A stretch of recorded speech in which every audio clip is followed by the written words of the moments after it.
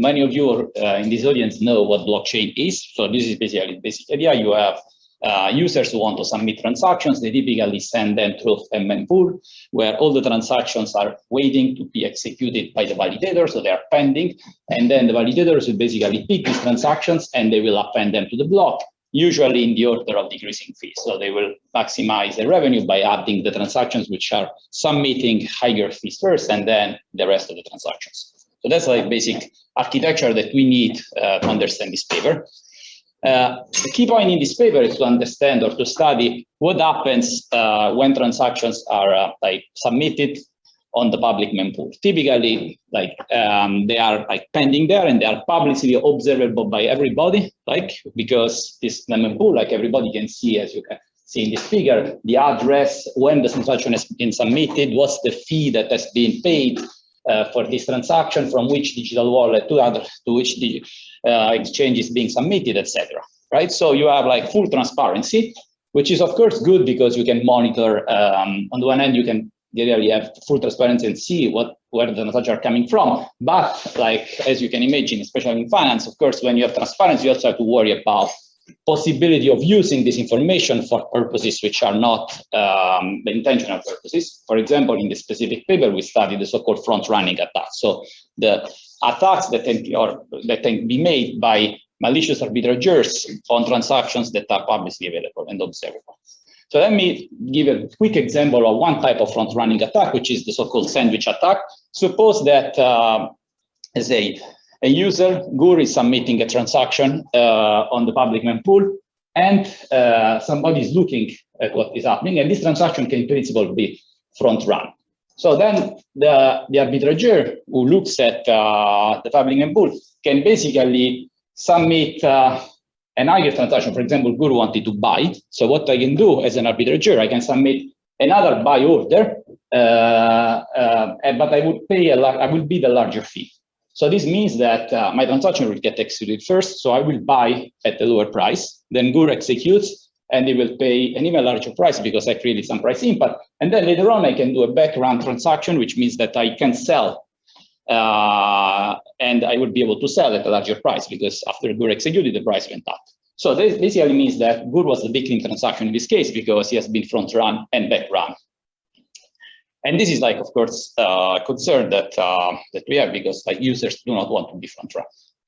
Now the question is, why do we care about this problem? Is it material? I mean, do we observe a lot of front running attacks on the mempool? And we do. In fact, more than 95% of the Ethereum blocks are containing front-runnable transactions. So transactions which can be attacked and front-run.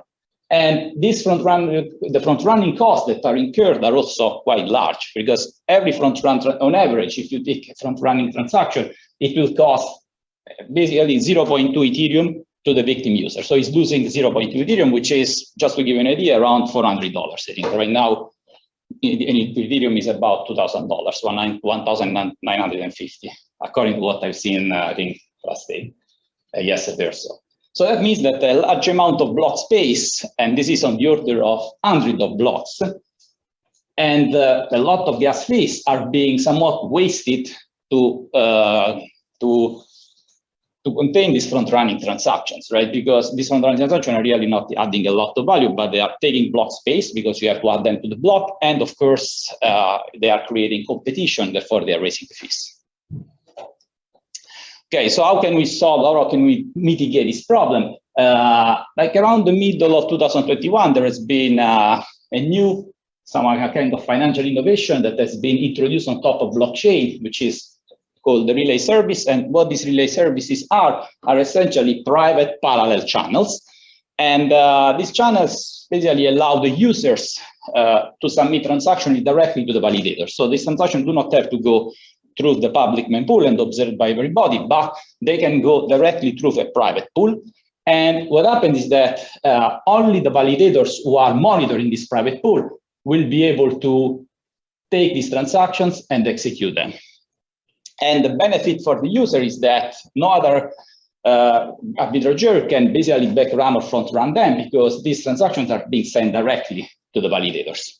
So the goal or the intention of creating this private pool, which reminds a little bit like, it's very different, but it's like thinking about the dark pools in the context of limit order books, is to reduce front running, right? Because there is no possibility of front running on a private pool, because only the validators who are there are looking at the transactions.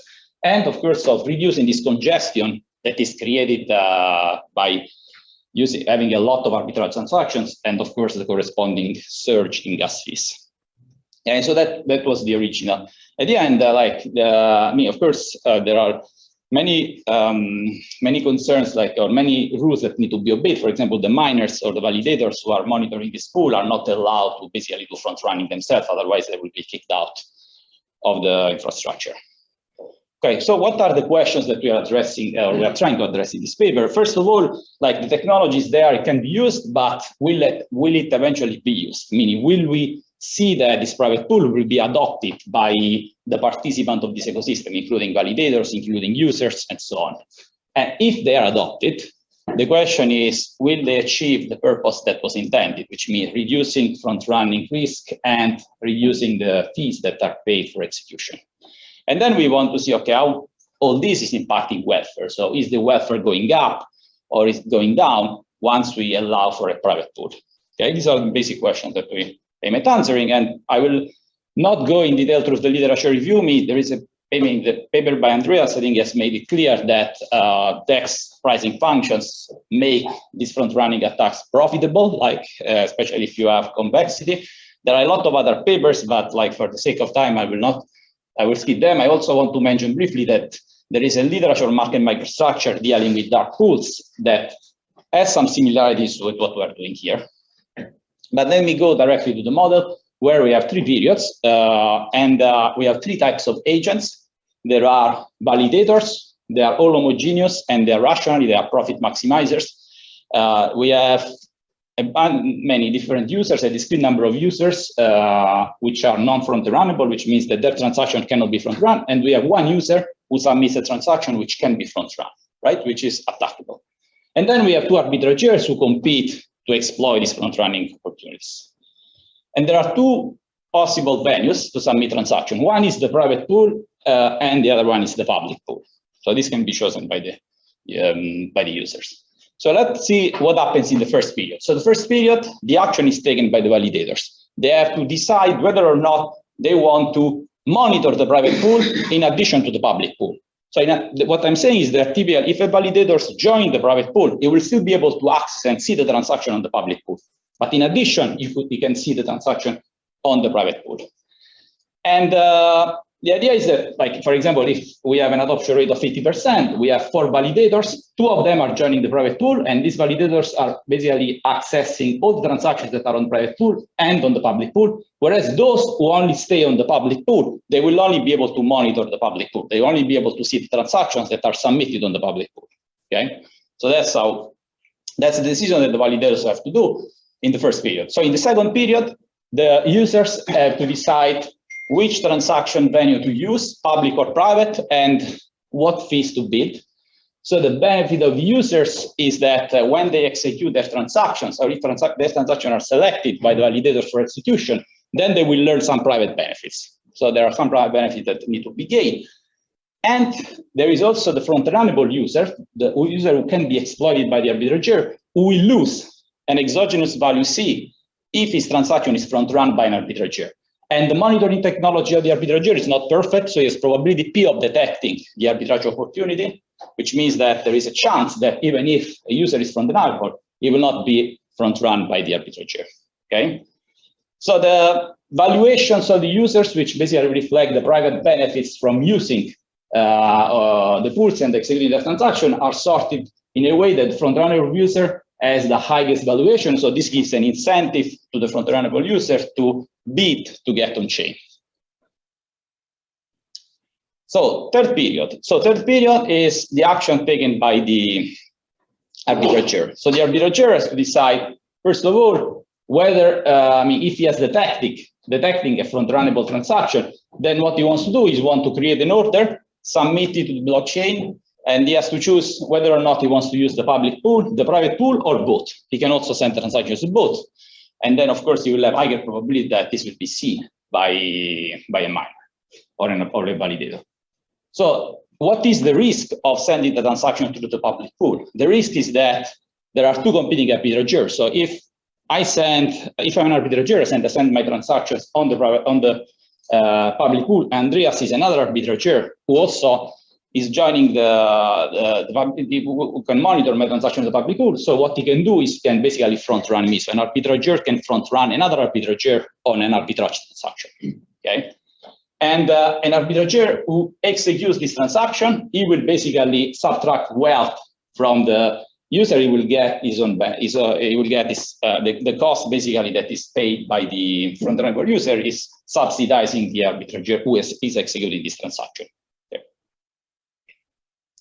Okay, so now after the arbitrageur has made the decision, so the miners will have to decide how to fill the blocks with this transaction. Each block has a limited capacity, so there is competition for block space because you can only fit capital B transactions in the block. And what the validators will do, it will be able to select transaction only from the pools that is monitoring. So if it's only on the public pool, it will only be able to add the transactions that are submitted through the public pool. And what it will do is, as I mentioned, it's a rational agent, it's a profit maximizer. So it will sort the transaction from the highest fee to the lowest fees because it wants to maximize its revenues. And then the constraint is that if there are some transactions that have been submitted through the private pool, these transactions have the priority on being appended to the block. So if you look at the right part of this graph, the first transactions that will be added to the block are the key transactions coming from the private pool, which are among those who have the largest fees. And then after those transactions, the validators will basically take the other remaining transactions from the public pool and sort them again from the highest to the lowest fees and execute and append them to the block. So that's how the transaction execution mechanism works. Okay, now I want to mention before we get to the equilibrium, I want to discuss what are the risks that are faced when you join a private pool and what are the trade-offs that the different agents in this ecosystem are facing. So let's think about the public and the private pool. So an obvious risk is the execution risk, right? In the sense that if you decide to submit your transaction only through the private pool, right? So then the argument is that this will be seen only by the validators who have joined, who are monitoring the private pool. So the validators who are not monitoring the private pool will not see your transactions. So that's why you are facing an execution risk, because your transaction may risk to not get executed. Whereas if you submit your transaction through the public pool, then this transaction will be seen both by the validators who are on the public pool and by those who have joined the private pool, because those who join the private pool, basically they are also monitoring the public pool. So joining the private pool is basically an additional opportunity that they have to monitor transactions. So that's like a key risk that they are facing, right? The fact that there might be, for example, if no validators join the private pool and you submit the transaction there, it will not be executed because there is nobody who is monitoring it. Okay. Now, what are the trade-offs that are faced by the arbitrageurs? So think about the case where like a fraction of validators have joined the private pool, but this fraction is not 1. So this means that there is a fraction 1 minus alpha of validators who are not observing the transaction submitted to the private pool. So then there are two cases. Suppose that alpha is very large. That means that all validators have joined, or most of the validators have joined the private pool. So alpha equal to 1 means all, alpha equal to 50% means half of the validators have joined the private pool. Then there is like, of course, if you submit to the private pool, there is this execution risk that I mentioned, but you get the benefit of priority execution. Your transaction will be prioritized for execution. So that's the benefit of joining the private pool if you are an arbitrageur. But if the adoption rate is very low, then the problem is that if you join the private pool, then you will face a large execution risk. So you want to get rid of this execution risk. So what do? You either join the public pool or you join both pools. Now, if you join both pools, basically you are still exposed to the front running risk because the transaction can be front run by submitting through the public pool. But in addition to that, you are also getting priority execution if you are joining the private pool. So then, like, you can see right away that for an arbitrageur, the choice is either you join the private pool or you join both pools, right? Because there is no point in joining only the public pool. Now, let's think about users who can be front run. So again, is facing the execution risk. but is also facing front-running risk. So he has to decide whether or not he submits to the private pool. And of course, if alpha is very large, then he doesn't have to worry about execution risk, or his execution risk concern becomes smaller because there is a larger number of validators who are monitoring the transactions. And that's like the natural choice that he would make. But if the adoption rate is small, in the sense that there are few validators on this private pool, then he might like opt for the public pool, because even though he's being subjected to front running, to being front run, at least is guaranteed like with higher probability and execution. So he's basically facing this trade-off about, should I worry about if there are not enough miners? I will go to the public pool because the front running risk is there, but at least I will get execution. So, in the paper, we can show the existence of a unique subgame perfect Nash equilibrium. So all the details and are in the paper. Here, I really want to understand and focus on what are the implications of this equilibrium. So what do we learn from this study, and what we learn about what happens at equilibrium? Think about the situation like high front running risk, low front running risk. Remember, front running risk is exogenously captured by this parameter C, which is essentially the cost of being front run.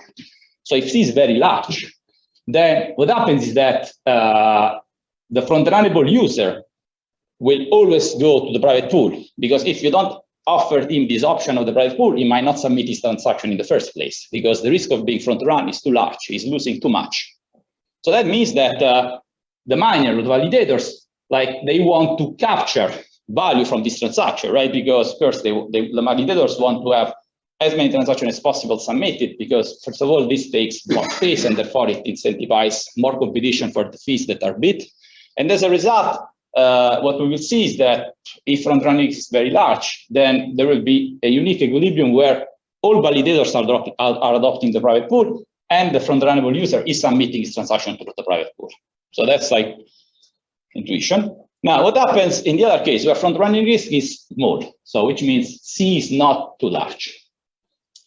Then you will see that the adoption rate of validators of the private pool is not full, right? In the sense that the optimal action is not to join this private pool altogether. The reason being that if all validators are choosing the private pool, then basically there will be no incentive for arbitrageurs to front run, because what can they front run? If all transactions are going through the private pool, they cannot see these transactions, and as a result, they cannot front run them.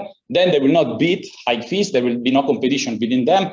And this is basically hurting the miner profits, because the miners are extracting value from these arbitrage transactions. This is the so-called miner extractable value. So essentially, the miner extractable value would be low if you all adopt the private pool. So in this case, there will be an equilibrium where essentially only a fraction of the validators will adopt the private pool, and the remaining fraction will stay in the public pool, exactly so that there are more transactions that can be mined and more MEP that can be gained.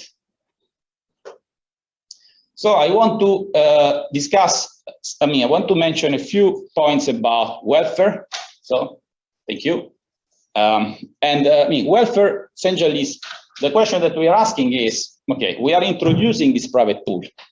Is the private pool like beneficial in terms of welfare? What we can show in the paper is that definitely it increases the welfare of validators, so they are benefiting from having this additional option, which is intuitive in the sense that if you can choose between private and public, basically then this should raise your welfare, because in the worst case you are not using the private pool.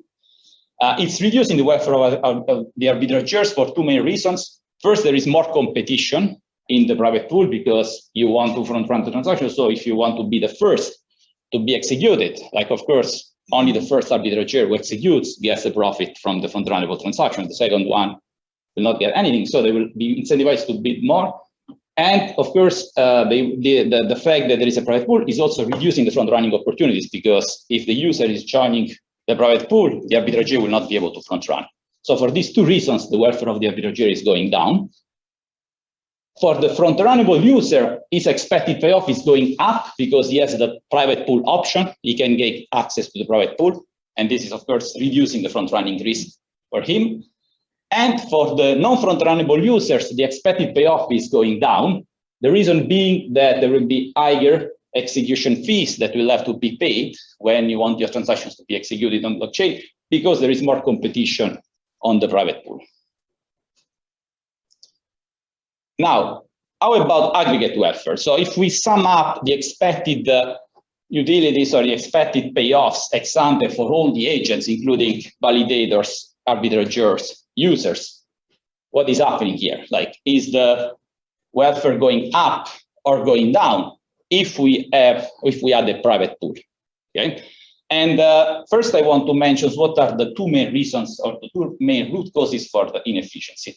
So there are basically two reasons why block space allocation is inefficient. So first of all, like this aggregate welfare, in the end, is basically the sum of the private benefits of all the transactions that are added to the blockchain, because these are essentially the transactions which are adding value to the entire system. The rest is just wealth transfer between one user and another.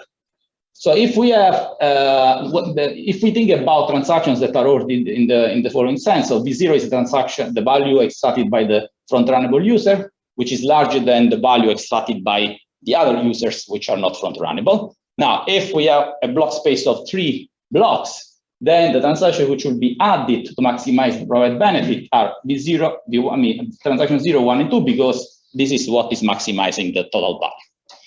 Now, suppose that front-running risk is very large. Then what happens is that we get the first inefficiency, because the front-runnable user will not submit this transaction in the first place. And as a result, because he's worried about being front-run.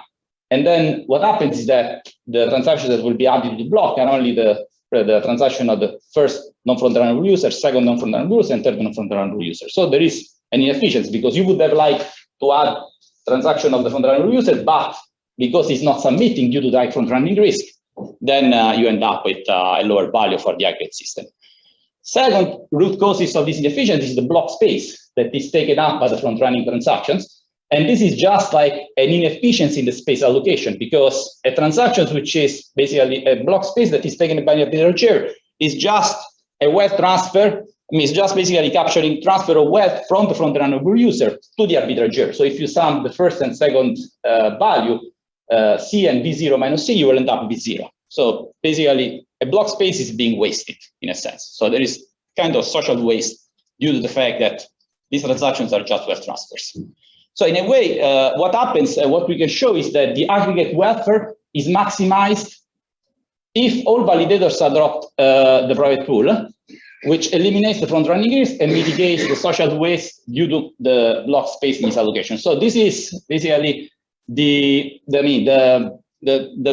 case where we get largest social welfare. And also what we have shown is that the social optimum is not always attainable, despite you would like to maximize this aggregate welfare by only having like validators who adopt the private pool. As we have seen in the private equilibrium, validators may not choose to adopt only the private pool because they want to preserve MEV, minor extractable value. And I will skip, we have like many implications which we have tested with the data, but I want to get right to the end. So what was the main point of this work is to like discuss whether or not there is an adoption that can be attained for a private pool, which allows users to be protected against front-running risk. And what we have shown is that adoption is only partial. So it will not, in many cases, unless the front-running risk is very large, there will not be full adoption. And in terms of, so this means that from this private pool is not necessarily the solution to completely eliminate front-running arbitrage or reduce transaction costs. It really depends on whether or not front-running risk is large or small. And in terms of welfare, we see that welfare validators goes up, welfare arbitrageur goes down, but aggregate welfare goes up with private pool, but is not the social optimal outcome. Yep. Thank you very much. Our discussant is Chaojun Wang. You can.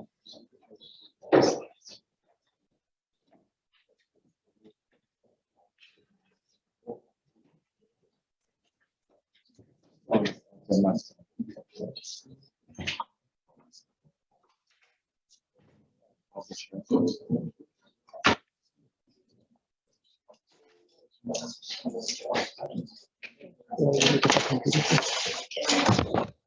want to use yours or do you want to use this? Is there a USB key? Yes.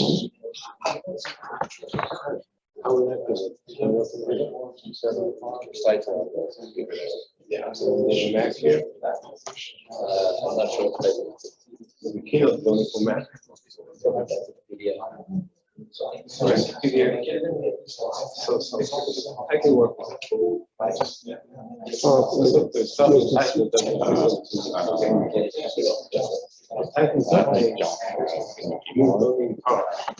no, it's USB-C. Oh, interesting. Okay. Yeah. You were picking Did not. Yeah, yeah. So this one is not USB-C. What's the other? It's NG.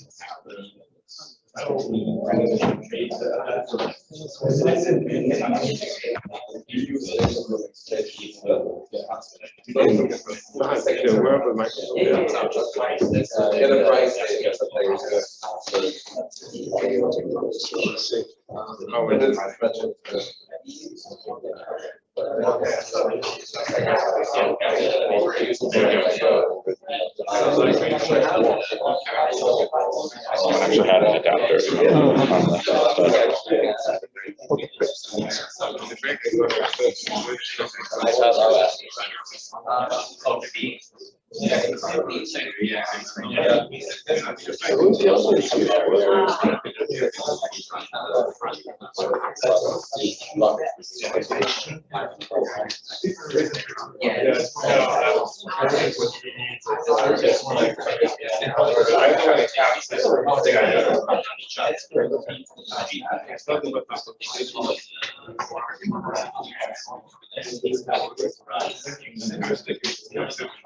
yeah, he did. I'm just waiting for it to show up. Review this one here.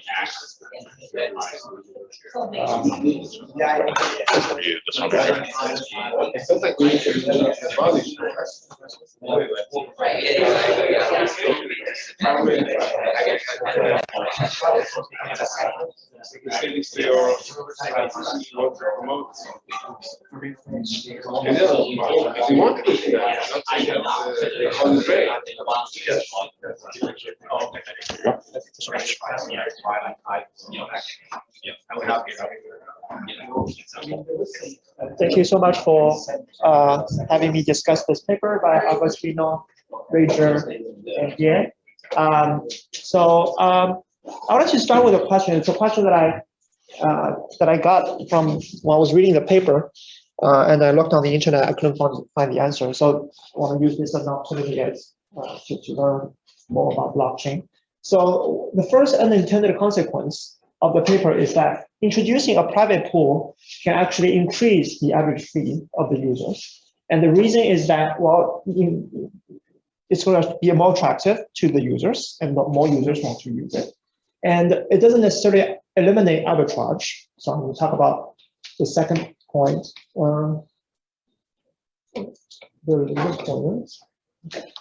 Yeah, I want to talk about this in the second slide, in the next slide. So if there are more users who want to use it, it doesn't necessarily reduce the amount of arbitrage, then the fee is going to increase. And the total number of validators in the model doesn't change. And in practice, it wouldn't matter, even if it changes, it wouldn't matter for the determination of fee, because in practice, a validator is always randomly selected. In proof of work, it's whoever solves the math puzzle first. In proof of stake, it's randomly selected with some probability that is proportional to the total number of coins that you have. So so this could be a more general issue. So if you do something to make a blockchain more attractive to users, and then it might increase the fee of the blockchain, and that might be the reason. I'm not sure, but that might be the reason why, even if a lot of people are using blockchains for Bitcoin and for Ethereum, the gas fee is still very high. Now the question is, there a fix for this problem? For example, can we let validators compete to lower the gas fee? Now, this is not currently possible in the current in proof of work and proof of stake because of the validators being randomly selected. So if we allow the validators to bid to lower the fee, that can solve the problem. But I don't know whether that is possible, because you still need a way to make it difficult for validators to be selected more than 51% of the time. You don't want one single validator to be selected more than 51% of the time. And if you allow validators to compete in their fees, then maybe it's possible for someone to always charge an extremely low fee, maybe a negative fee, and so just to be selected more than 51%. So I don't know if this is a possible fix, but so this is like a question not for this specific paper, because the paper I think did the right job in modeling everything when it comes to how it works in practice. But it's a question of whether that can be done to improve the system. So I don't know the answer to that. So, but maybe this question has already been thought. So I would like to hear some answers from the audience. Okay, now let me go back to the model. So summary. The timeline, there are 3 periods, and there are 3 types of participants. Validators in the first stage choose between adopt the private pool or not adopt the private pool. In the second stage, users choose between submitting their transaction to the private pool, to the public pool, or they choose not to do anything. And they select the fee that they want to attach to the transaction. And in the last stage, arbitrageurs will choose between to submit their arbitrage order to the private pool, to the public pool, or to both pools. And they need to select their fees, FJ, and there are 2 fees to be selected. One is the fee to be attached to an order to the private pool. So FDJ, D stands for dark, and FLJ, L stands for lit, is the fee to be attached to an order submitted to a public pool. And I think that the third stage, there might need to be a little bit of expansion on the third stage. It's not clear from the paper, but this is what I guess this is what happening. There are 2 substages in T=3. First, the arbitrageurs need to choose whether they want to submit a transaction or an arbitrage order to the public pool or not, and select a fee. And then in the second substage, both arbitrageurs observe whether the other arbitrager has submitted a transaction to the public pool, and then they decide whether they want to submit a transaction arbitrage order to the private pool, and they select it. So I want to just to clarify whether this understanding is correct, and if so, that could be clarified in the paper. And the main trade-off of the paper is, oh, by the way, I think that the paper could also benefit by maybe drawing a timeline at the end of the model section, just to summarize. And the main trade-offs are the users. For the users, they face execution risk on the private pool because not every validators monitor the private pool as a result of the paper. And on the public pool, they face the front-running risk. That was the risk that we wanted to avoid to begin with. That's the reason why we introduced the private pool. But the results of one of the main results of the paper is that it doesn't necessarily do the job by itself because the private pool is not going to be fully adopted. And so the arbitrage risk is not fully eliminated. So the users still face execution risk versus front-running risk.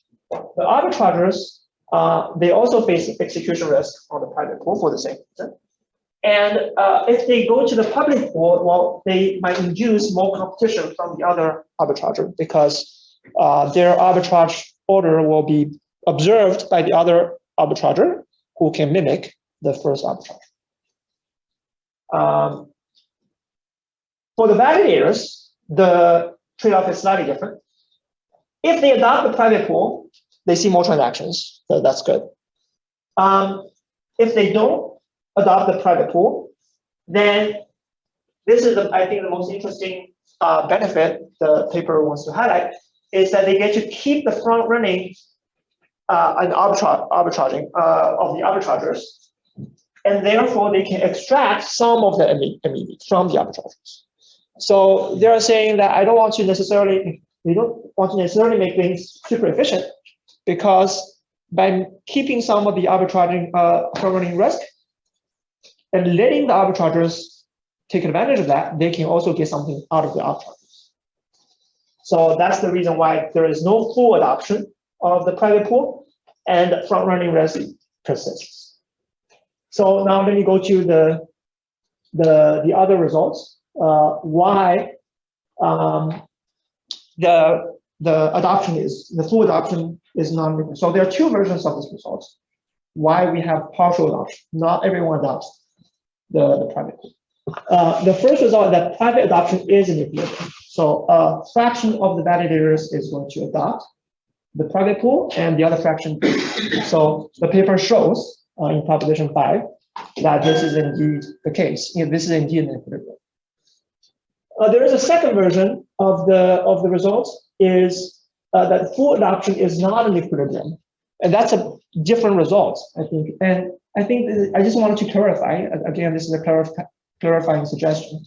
The paper somehow presents both results interchangeably. I'm not sure. I think this is the version that you want to present, but I think in the welfare section, from reading the welfare section, I have the impression that somehow we are saying that the paper is saying that the full adoption is somehow non. So I wanted to clarify that. I think that full adoption is always in equilibrium because for any given level of adoption rate alpha, the rent, the fee that the validators can collect by adopting the private pool is always at least weakly larger than not adopted. That was one of the equations in the paper. So I think full adoption is always in equilibrium. Now the question is, why would we not want to look at that equilibrium? So there must be some equilibrium selection criterion going on. There is one in the paper, which is to select the lowest alpha, lowest adoption rate, because it's stable. It looks like the full adoption equilibrium is also stable because any lower alpha, suppose that everyone is adopting the private pool, there is no way to deviate from deviating. Then any drop in alpha below 1 will always make people strictly better off by going back. I'm not sure. So I think that something needs to be clarified. So what's the intuition here? The intuition here is that I like to use so there are 20 people in the room. They want to go to the 5th floor. There is an elevator they can use. They can also use the stairs. The elevator can only take 10 people. So the elevator is the private pool. They can only take 10 people. So it is going to be an equilibrium that 10 people is going to take the elevator to go to the 5th floor. The other 10 people will have to take the stairs to walk up the stairs. And that is an equilibrium. So partial adoption is an equilibrium. Now, full adoption means the following. Full adoption means everyone go to the elevator. The elevator don't necessarily work. And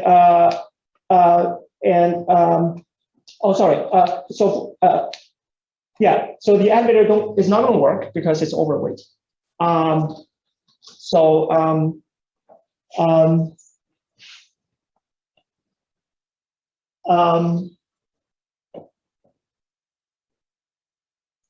Okay, I think I should. Okay, this metaphor is not going to work. Somehow I thought it was going to work, but okay. Let me walk back the metaphor. Never mind. Okay, let me continue with my bullet point. Stick with the original plan is better. So I was talking about the equilibrium selection criterion. Why we would not want to discuss the full adoption equilibrium? I think it's still going to be a stable equilibrium in the model. Now, it's going to be true that the validators will receive a lower payoff in the full adoption equilibrium than in the partial adoption equilibrium. But that's not the reason why we want to select the partial adoption equilibrium. And moreover, I think that the full adoption equilibrium is going to be socially efficient. That's what the welfare result shows. So if this is going to be one of the main results of the paper, then we might want to discuss why we want to select the partial adoption equilibrium instead of the full adoption. The last suggestion is about simplifying stage 3. So arbitrageurs are the ones who are going to act at time equals 3. And now in the equilibrium, there is an equilibrium in which the arbitrager, one of the arbitrageurs is going to choose to submit its order to both pools, and the other one only chooses to submit to the private pool. I'm not going to go to this is a technical point. The question is why would the arbitrager number 1 be strictly better off by deviating to the private pool only? So I can't see that from the proof. I think we can talk offline. It's a technical. I think that there is a profitable deviation here, but overall, I think that maybe the stage 3 can be just simplified, and by just limiting the arbitrage's choice to public pool only and fee on. So just don't allow them to submit to the private pool. For maybe there's a practical reason to motivate that, or maybe that is not an assumption that directly affects the main results of the paper. So that can be a simplifying assumption. So to conclude, the paper has a very innovative and elegant model and unveils novel trade-offs in the adoption of and the usage of private pools with thought-provoking predictions. So my suggestions are mainly clarifying, draw a timeline, simplify this. Maybe we can simplify the stage 3 and distinguish between partial adoption versus no full adoption. So the question that I had, not for this paper specifically, but for the overall blockchain, is whether we can have an implementation, alternative implementation, that will allow validators to compete to lower their fees. So I don't know the answer to that question. Thank you very much.